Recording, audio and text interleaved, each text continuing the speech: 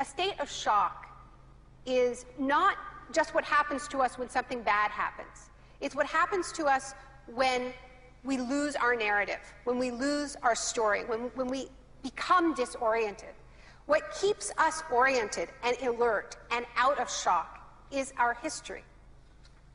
So a period of crisis like the one we're in is a very good time to think about history, to think about continuities, to think about roots. It's a good time to place ourselves in the longer human story of struggle.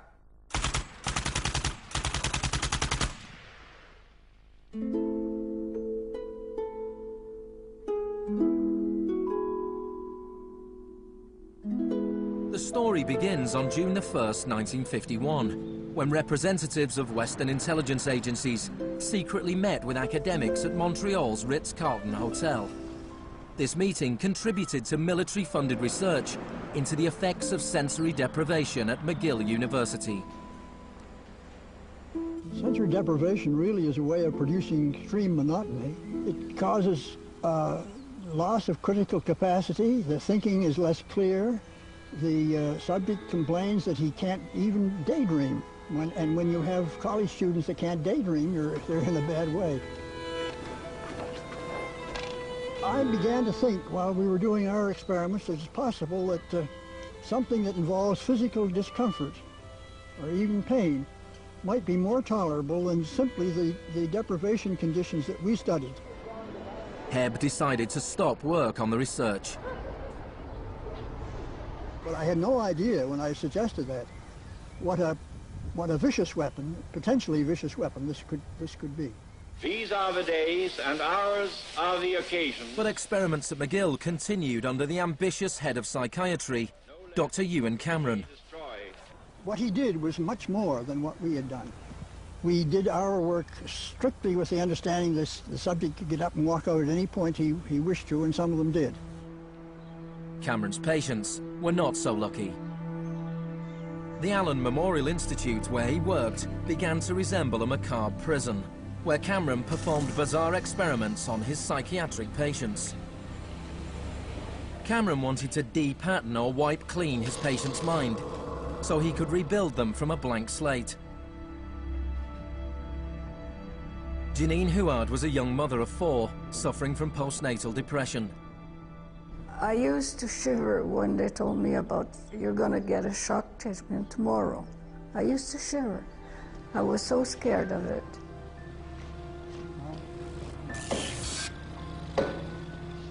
And I would wake up in another room, all mixed up and sad, and it used to make me very sad after. You're just like a zombie walking around.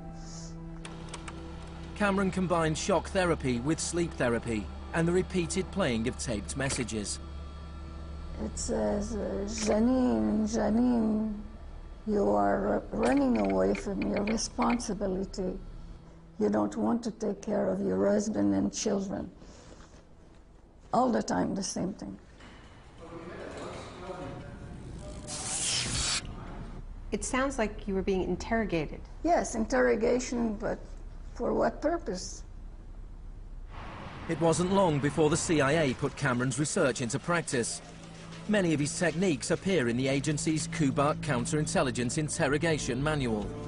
These words are from the manual. It's a fundamental hypothesis of this handbook that these techniques are in essence methods of inducing regression of the personality. There is an interval, which may be extremely brief, of suspended animation, a kind of psychological shock or paralysis. Experienced interrogators recognize this effect when it appears and know that at this moment the source is far more open to suggestion, far likelier to comply than he was just before he experienced the shock.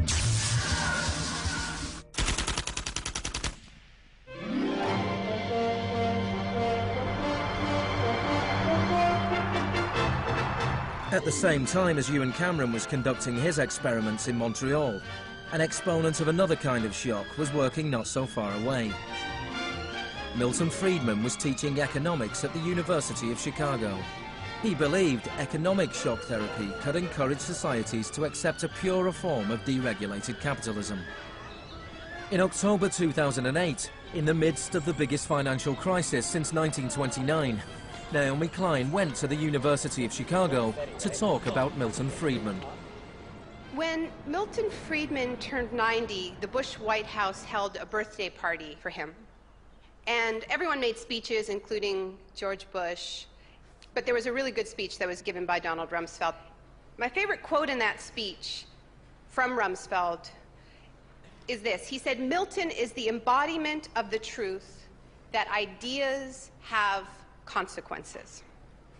What I want to argue here is that the economic chaos that we're seeing right now on Wall Street and on Main Street and in Washington stems from many factors, of course, but among them are the ideas of Milton Friedman. The Wall Street crash of 1929 led to the Depression of the 30s.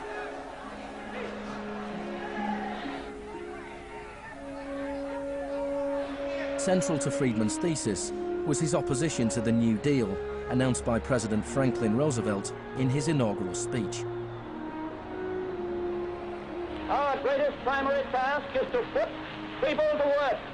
This is no unsolvable problem if we face it wisely and courageously. Let me assert my firm belief that the only thing we have to fear is fear itself. Influenced by the economist John Maynard Keynes, Roosevelt started a program of public employment to get people back to work. Today, depression is a fading memory. Millions of men and women have found employment, and with it, confidence and hope. It wasn't that simple. The Depression lasted into World War II. But after the war, the Marshall Plan spread Keynes's model of government regulation and intervention to Europe.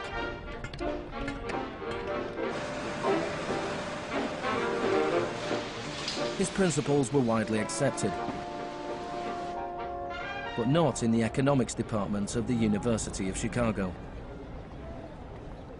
Milton Friedman from this university waged a war against the New Deal. Friedman was a member of a group called the Mont Pelerin Society, led by the Austrian economist Friedrich von Hayek. They believed that if governments stopped providing services and stopped regulating markets, the economy would correct itself. In the 50s, they were seen as cranks, but over the last 30 years, their ideas have become the dominant economic doctrine.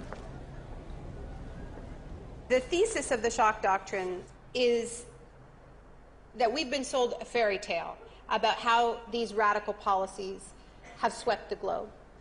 That they haven't swept the globe on the backs of freedom and democracy, but they have needed shocks, they have needed crises, they have needed states of emergencies. Milton Friedman understood the utility of crisis. Only a crisis, actual or perceived, produces real change. When that crisis occurs, the actions that are taken depend on the ideas that are lying around.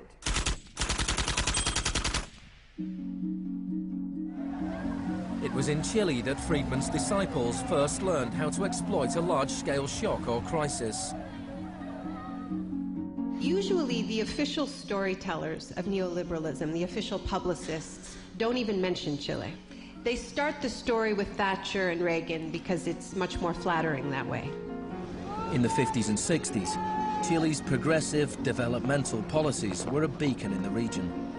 The government invested in health, education and industry. American corporations were worried their investments would suffer. In response, the US State Department began sponsoring students from Chile and the rest of South America to study free market economics with Milton Friedman.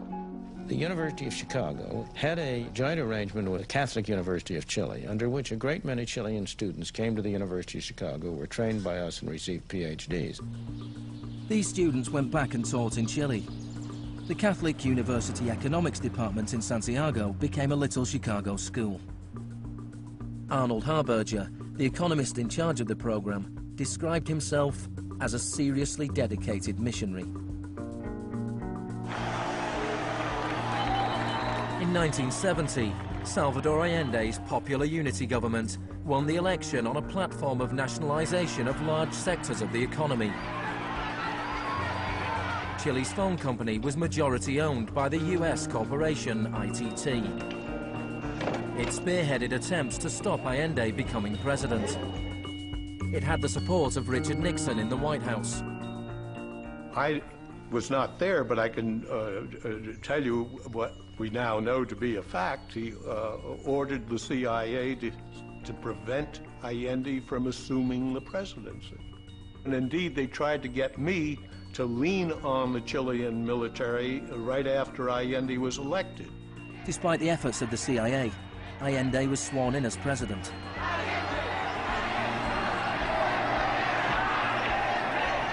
Richard Nixon ordered the CIA director to make the economy scream. Señor Nixon es presidente de Estados Unidos y yo soy presidente de Chile. Yo no tendré un término despectivo contra el señor Nixon mientras el señor Nixon respete al presidente de Chile. Preparations began for the military coup. The Chilean Chicago boys started work on a 500-page economic blueprint called the BRIC. With US funding, everything was done to destabilize the economy. Truck drivers went on strike, bringing factories and shops to a standstill. There was a failed coup attempt on June the 29th, 1973. And then on September the 11th, with General Pinochet leading the army, the assault began on the presidential palace.